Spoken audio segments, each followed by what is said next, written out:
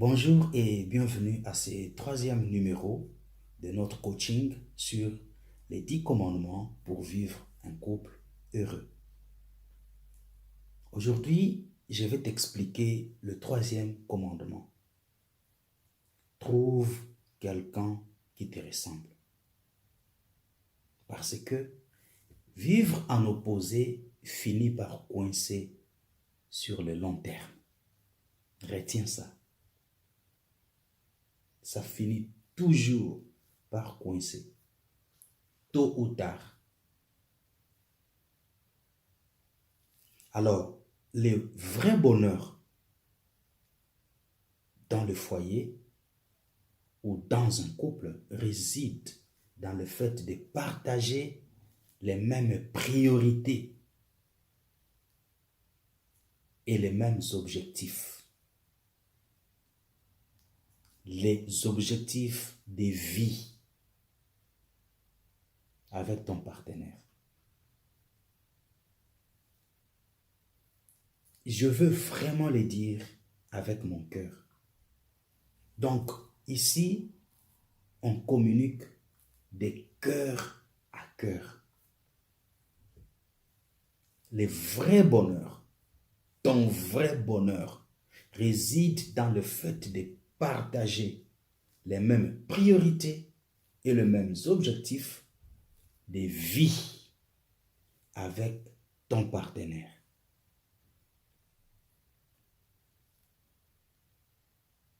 Cela veut dire quoi? Tous, nous avons besoin de la sécurité. Tous, nous voulons que l'autre prenne soin de nous. Tous, nous voulons que l'autre réagisse favorablement. Si nous avons besoin d'aide et de soutien, ça c'est humain. Et on se met ensemble comme un couple pour s'entraider, pour se soutenir. Alors la sécurité, tous, nous en avons besoin. Le besoin d'aide, nous en avons besoin. Le soutien, nous en avons besoin. Alors, être avec quelqu'un qui connaît ton monde et ton mode de vie et qui aspire aux mêmes choses que toi, c'est un grand avantage. Parce que si tu n'as pas croisé la personne qui te ressemble, tu vas vivre un enfer sur terre. Donc pour toi, il n'y aura même pas besoin de penser qu'il existe un lieu de tourment après la vie terrestre. Toi, tu seras en train de vivre déjà cette vie de tourment, cette vie infernale au sein de ton foyer. Si tu n'as pas trouvé quelqu'un qui te ressemble, si tu n'as pas trouvé quelqu'un qui te comprend avant que tu ne te sois exprimé, si tu ne trouves pas quelqu'un qui peut lire tes expressions non exprimées, tu vas vivre un enfer sur terre. C'est pourquoi il est très important de savoir définir la compatibilité amoureuse. Souvent, les gens, avant de se marier, ils sont intéressés au groupe sanguin, au registre, ceci, cela et autres, pour juger ou définir la compatibilité. Mais souvent, ils oublient de définir la compatibilité amoureuse. La compatibilité amoureuse est très importante et très capitale. Trouve quelqu'un qui t'est compatible. Trouve quelqu'un qui te ressemble. Pas par l'apparence physique du tout, qui te ressemble par le caractère, par la façon dont tu appréhendes la vie, par la façon dont tu appréhendes le couple, par la façon dont tu appréhendes l'amour. Trouve quelqu'un qui te ressemble. Trouve quelqu'un qui pense comme toi. Trouve quelqu'un qui réfléchit comme toi. Et là, il y a 3 choses. 1. Sois capable de reconnaître ton influence en bien ou en mal sur ton partenaire. Parce que souvent, on a toujours tendance à tirer la couverture vers soi. C'est comme si on est parfait, on ne commet pas d'erreur. Ce n'est pas une bonne attitude. La bonne attitude, c'est reconnaître en quoi est-ce qu'on est bon, en quoi est-ce qu'on n'est pas bon, en quoi est-ce qu'on fait bien et en quoi est-ce qu'on fait mal.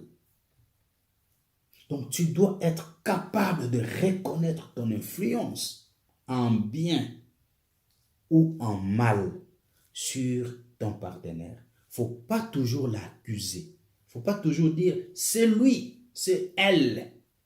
C'est lui le méchant, c'est elle la méchante. Mais le jour où tu arriveras à reconnaître ton influence positive ou négative sur ton partenaire, tu seras délivré de ces fausses accusations. Parce que souvent, le problème, ce n'est pas lui, c'est toi. Le problème, ce n'est pas elle, c'est toi. Alors tu n'as pas intérêt à te plaindre. Deuxième chose, évite d'amener ton partenaire à faire ce que tu n'es pas capable de faire. Oui, en d'autres termes, ne m'envoie pas là où tu n'es pas capable d'arriver ou d'aller. Ne me fais pas faire des choses que toi tu n'es pas capable de faire. Évite ça et ça va t'éviter beaucoup de problèmes. Ça va t'éviter d'être toujours un boudeur, une boudeuse. Non, je lui dis ça, il ne comprend toujours pas. Je lui dis ça, elle ne comprend toujours pas. Je lui dis de faire ça, elle est têtue, cette femme. Elle est insoumise. Elle veut porter la culotte dans ses foyers. Est-ce que tu es capable, toi, homme, de faire ce que tu dis à ta femme de faire? Tu l'envoies faire la polytechnique. Toi-même, est-ce que tu peux faire la polytechnique? Évite d'amener ton partenaire à faire ce que tu n'es pas capable de faire. Troisième chose, attends-toi toujours à recevoir ce que tu es capable d'offrir à ton partenaire. En anglais, on dit « What goes around comes around ». Donc, la vague qui s'en va, c'est la vague qui se retourne. Donc, quand tu pousses une pierre sur la montagne, attends-toi à ce qu'elle retourne sur toi-même. Attends-toi toujours à recevoir ce que tu es capable d'offrir à ton partenaire. Qu'est-ce que tu es capable de lui offrir? C'est ce qu'il t'offrira, c'est ce qu'elle t'offrira. As-tu trouvé quelqu'un de compatible? As-tu trouvé quelqu'un qui te ressemble? As-tu trouvé quelqu'un qui pense comme toi? As-tu trouvé quelqu'un qui appréhende la vie comme toi? Tu es bien heureux. Tu es bien heureuse. Alors tu as intérêt à continuer avec moi pour le 4e numéro à venir.